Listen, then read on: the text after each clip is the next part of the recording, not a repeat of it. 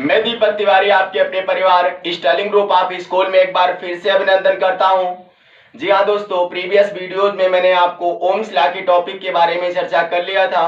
तो आज के वीडियोस में मैं उसी टॉपिक को लेकर आगे बढ़ता हूं। इसी के साथ मेरे मित्रों को, आप सभी को गुड मॉर्निंग, राधे राधे, राम राम। चलिए दोस्तों, टॉपिक थी मैंने आपको बताया था ओम्स लॉ को लेकर। एक बार पुनः उस ओम्स लॉ की टॉपिक को रिवाइज करता हूं। 1826, जी हाँ 1826 या 1827 में जो जर्मन के साइंटिस्ट थे उनका नाम था डॉक्टर जॉर्ज साइमन ओम। जी हाँ दोस्तों, उन्होंने बताया था क्या कि पोटेंशियल डिफरेंस और इलेक्ट्रिक करंट के संबंध में रिलेशन में एक रूल दिया था, जिस रूल को ओम्स रूल कहते हैं या ओम्स लॉ कहते हैं। According to Ohm's law, potential difference is directly proportional to electric current. मतलब V proportional I, V equal to क्या हो जाएगा दोस्तों, RI। और इसके साथ मैंने आपको ग्राफ V एंड I कहने का मतलब पोटेंशियल डिफरेंस और इलेक्ट्रिक करंट के ग्राफ को लेकर मैंने डिस्कस कर लिया था।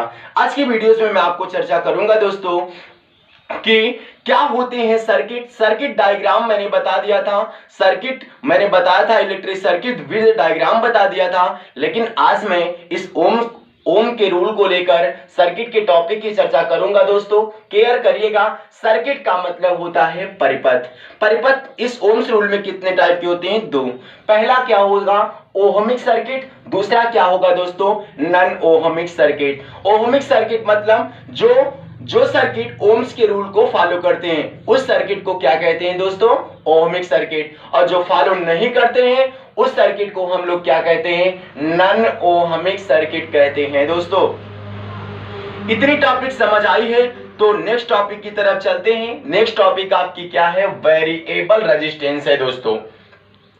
नेक्स्ट टॉपिक आपकी क्या है, वेरिएबल रेजिस्टेंस। कहने का मतलब इसे हिंदी में कहते हैं परिवर्ती प्रतिरोध। ध्यान से देखिएगा, the component used to control the electric current.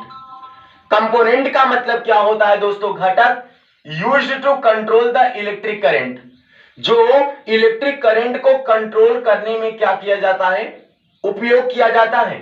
Of the circuit without and the change the voltage of the source, जो उसके वोल्टेज के सोर्स को क्या करता है दोस्तों, चेंज करता है। विदाउट सर्किट, बिना परिपथ के वह क्या करता है, उसके परिपथ में जो स्रोत के वोल्टेज होते हैं उसको कन्वर्ट करता है। तो उसे हम लोग बोलते हैं क्या, वेरिएबल रेजिस्टेंस, या उसी को कहते हैं परिवर्ती प्रतिरोध। दोस्तों इंग्लिश में डिफिनेशन पूरी तरीके से दिख रहा है आपको।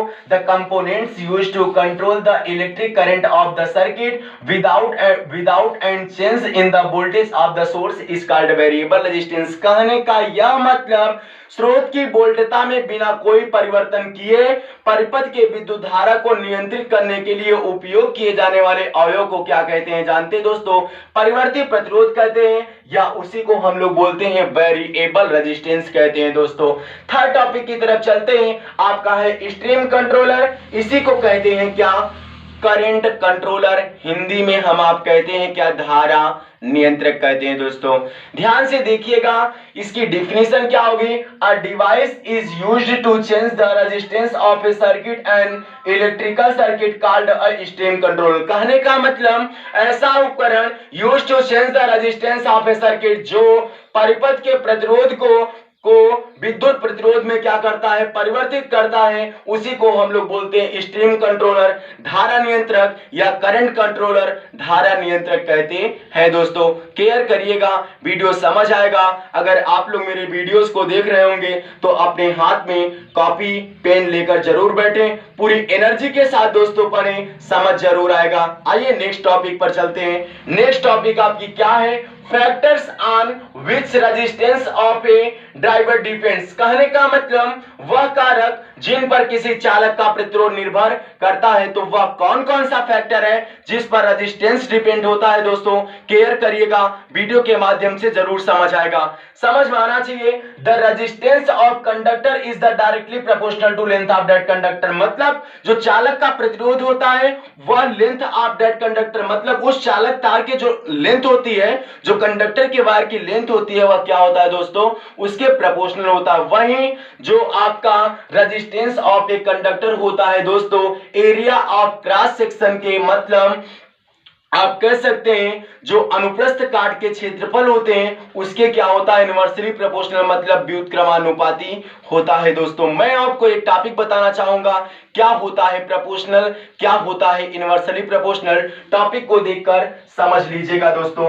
टॉपिक में समझाना चाहूंगा एक बार, क्या है टॉपिक प्रोपोर्शनल की और क्या है टॉपिक इनवर्सली प्रोपोर्शनल की। दोनों टॉपिक मैं लिख दे रहा हूं दोस्तों, दोनों टॉपिक आपको समझ आनी चाहिए जहां तक मेरा अनुमान है। ध्यान समझिएगा, अगर ये दोस्तों डायरेक्टली प्रोपोर्शनल है, कहने का मतलब अगर यहां वैल्यू आप आर इंक्रीज होगी तो वैल्यू आप यल भी इंक्रीज होगी, अगर वैल्यू आप आर डिक्रीज होगी तो वैल्यू आप यल भी क्या होगी दोस्तों, डिक्रीज होगी। कहने का मतलब अगर मेरे पास 10 रुपए तो आपके पास भी 10 रुपए होना चाहिए, अगर आपके पास 20 रुपए तो मेरे पास भी 20 रुपए होना चाहिए। यह क्या फॉलो करेगा दोस्तों, प्रोपोर्शनलिटी बताएगा।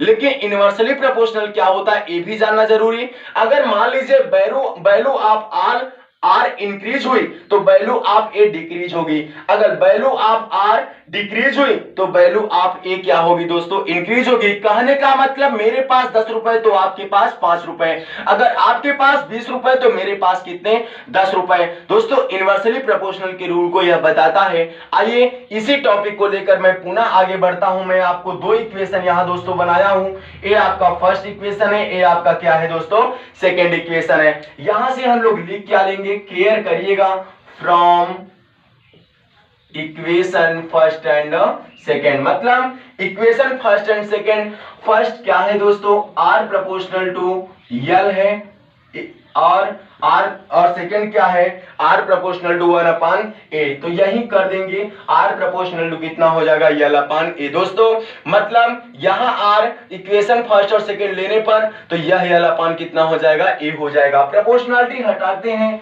तो आप क्या लेते हैं, कांस्टेंट, या कांस्टेंट क्या हो जाएगा दोस्तों, रो हो जाएगा, यल/a।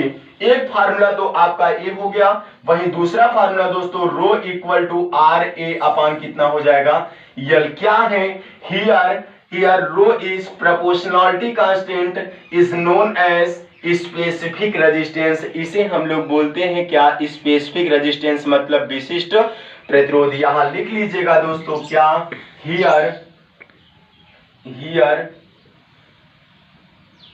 R is resistance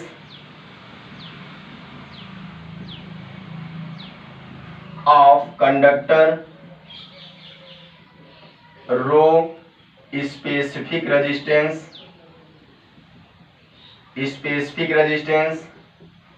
length of wire,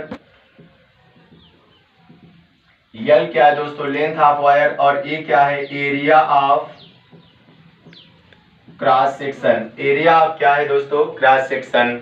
आपको पता होना चाहिए रेजिस्टेंस की यूनिट क्या होती है, रेजिस्टेंस की यूनिट होती है ओम। क्या होती है दोस्तों, ओम होती है।